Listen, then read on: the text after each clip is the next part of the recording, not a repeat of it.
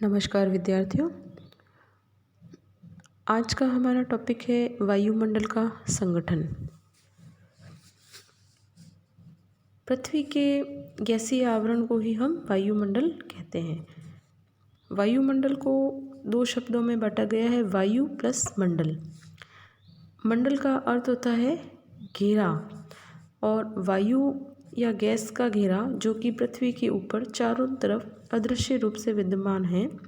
सामान्य रूप से ये कहा जा सकता है कि वायुमंडल एक घना गैसों का आवरण है जो पृथ्वी के चारों ओर लिफाफे के रूप में उसे घिरा हुआ है एवं धरातल द्वारा गुरुत्वाकर्षण के द्वारा जुड़ा हुआ है।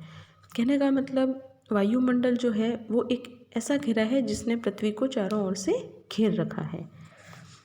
यह रंगहीन, गंधहीन एवं स्वादहीन होता है और इसकी अनुमानित ऊंचाई जो है वह हजारों किलोमीटर है। पृथ्वी पर हमेशा से ही वायुमंडल का भार बना रहता है। आइए अब हम जानते हैं कि वायुमंडल के संगठन में किन किन तत्वों का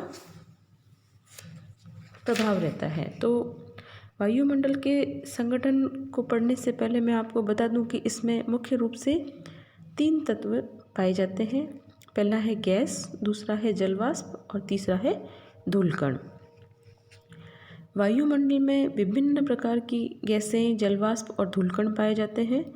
संपूर्ण वायुमंडल का संगठन का 50% भाग 6 किलोमीटर की ऊंचाई तक होता है, जबकि उसका 97% भाग 29 किलोमीटर की ऊंचाई तक पाया जाता है। वायुमंडल में विभिन्न प्रकार की गैसों का अनुपात होता है जो कि नीचे दी गई सारणी में आपको बताया गया है। जैसे नाइट्रोजन है वो 78.084% होती है जो कि 100 किलोमीटर की ऊंचाई तक होती है और यह वनस्पतियों के जीवन और विकास में सहायक होती है। दूसरी है ऑक्सीजन जो कि लगभग 21% होती है। यह भी वायुमंडल की 100 किलोमीटर तक की ऊंचाई तक पाई जाती है और श्वसन और ज्वलन क्रिया में यह सहायक होती है। तीसरी है ऑर्गन जो कि 0.934% होती है। यह 125 किलोमीटर से अधिक ऊंचाई पर होती है और यह बिजली के बल्ब में काम में ली जाती है। चौथी है कार्बन डाइऑक्साइड जो कि 0.03% होती है। यह 20 किलोमीटर तक की ऊंचाई तक होती है और यह प्रकाश संश्लेषण में काम आती है। पांचवी है नियॉन जो कि 0.0018% होती है और यह 125 किलोमीटर से अधिक ऊंचाई पर पाई जाती है और यह एक निष्क्रिय गैस होती है। छठी है हीलियम जो कि 0.005% होती है। यह भी 125 किलोमीटर से अधिक ऊंचाई पर पाई जाती है और यह भी एक प्रकार की निष्क्रिय गैस होती है। सातवीं है ओजोन जो कि 0.00006% होती है और यह भी 125 किलोमीटर तक पाई जाती है। समताप मंडल में उपस्थित पराबैंगनी किरणों को यह अवशोषित करने का काम करती है। आठवीं है हाइड्रोजन जो कि 0.0005% होती है और यह भी 125 किलोमीटर से अधिक ऊंचाई पर पाई जाती है। यह पानी के निर्माण में सहायक होती है। फिर कुछ अन्य गैसें भी होती है जैसे जिनन, क्रिप्टन, मिथन जो कि 0.0071% पर होती है और 125 किलोमीटर से अधिक ऊंचाई पर पाई जाती है। साथ ही यह भी एक निष्क्रिय गैस होती है। तो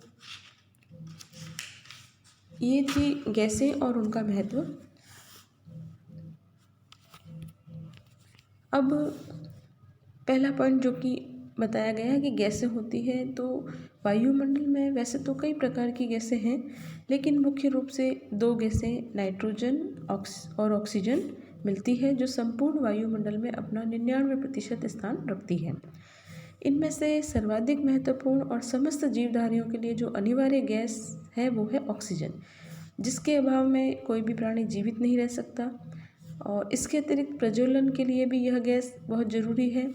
वायुमंडल में नाइट्रोजन गैस का कार्य जो है वह ऑक्सीजन को तनु करके प्रज्वलन का नियमन करना होता है। साथ ही वनस्पतियों के विकास में नाइट्रोजन का महत्व होता है। तीसरी महत्वपूर्ण गैस जो है वह है कार्बन डाइऑक्साइड, जो कि वस्तुओं के जलने से और विभिन्न जीवधारियों की श्वसन क्रिया के फलस्वरूप वायुमंडल में मिल जाती है। तो वनस्पति इसका उपयोग करके प्रकाश संश्लेषण अर्थात खाना बनाने में काम में लेती है। कार्बन डाइऑक्साइड द्वारा वनस्पतियाँ अपने उत्तकों का निर्माण करती है एवं श्वसन द्वारा छोड़े गए ऑक्सीजन का उपयोग जीवधारी अपने श्वसन क्रिया के लिए करते हैं। पृथ्वी के ऊर्जा बजट में यह गैस एक महत्वपूर्ण कारक मानी जाती है। यह ऊपरी वायुमंडल तथा पृथ्वी से निकलने वाली ऊष्मा का अवशोषण कर लेती है, जिसका आधा भाग पुनः पृथ्वी को लौटा दिया जाता है। इसके अतिरिक्त वायुमंडल में होने वाली ऊर्जा प्रवाह को भी काफ़ी प्रभावित करता है। हालांकि वायुमंडल में इस गैस की मात्रा स्थिर यानी 0.03% है, फिर भी पिछले 100 वर्षों में इसकी मात्रा में वृद्धि मानी जा रही है। एक अनुमान के अनुसार 1890 से 1970 तक वायुमंडल में कार्बन डाइऑक्साइड की मात्रा में 10 गुना वृद्धि हुई है। कुछ वैज्ञानिकों के अनुसार गैस की मात्रा में होने वाली वृद्धि से वायुमंडल की जो निचली परतों के तापमान में वृद्धि हो जाएगी, जिसके फलस्वरूप बड़े पैमाने पर जलवायु परिवर्तन हो सकता है। जैसा कि अभी हम देख रहे हैं कि वातावरण में बहुत ज़्यादा गर्मी आ जाती है, तो ये कार्बन डाइऑक्साइड की बढ़त के कारण ही हो रहा है। ओजोन वायुमंडल की अन्य महत्वपूर्ण गैसें भी हैं। यह वायुमंडल के समताप मंडल के ओजोन मंडल में पाई जाती है, जो सूर्य से निकलने वाली पराबैंगनी किरणों का अवशोषण करती है। इस प्रकार सौर विकिरण का केवल उतना ही भाग धरातल पर पहुंचने दिया जाता है जितना कि आवश्यक एवं उपयोगी होता है। तो कुल मिलाकर हम ये कह सकते हैं वायुमंडल में जितनी भी गैसें हैं उनका एक अलग अलग महत्व है। अभी वर्तमान में ओजोन में छेद हो जाने से भी एक वायुमंडल की जो संगठन है उसमें गड़बड़ आ रही है। अब दूसरा जो है वायुमंडल के संगठन में महत्वपूर्ण भाग वो है जलवाष्प। वायुमंडल में जलवाष्प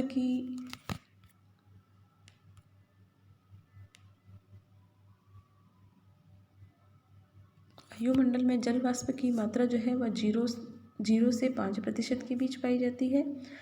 भूमध्य रेखा से ध्रुवों की ओर जैसे जैसे हम जाते हैं इसकी मात्रा में कमी होती जाती है। जल वाष्प का 90% भाग जो है वह वायुमंडल में 5 किलोमीटर की ऊंचाई तक ही पाया जाता है। ऐसा भी कहा जाता है कि सूर्य ताप प्रति सेकंड 1.6 करोड़ टन जल को वाष्प में परिवर्तित कर देता है। यदि वायुमंडल में उपस्थित समस्त जल वाष्प को पृथ्वी पर एक साथ गिरा दिया जाए तो धरातल पर 2.5 सेंटीमीटर ऊंचा जल एकत्रित हो जाएगा। तो वायुमंडल में होने वाली सभी क्रियाएं जैसे बादल, वर्षा, तुषार, हिमपात, ओस, ओला आदि जल वाष्प पर आधारित होते हैं।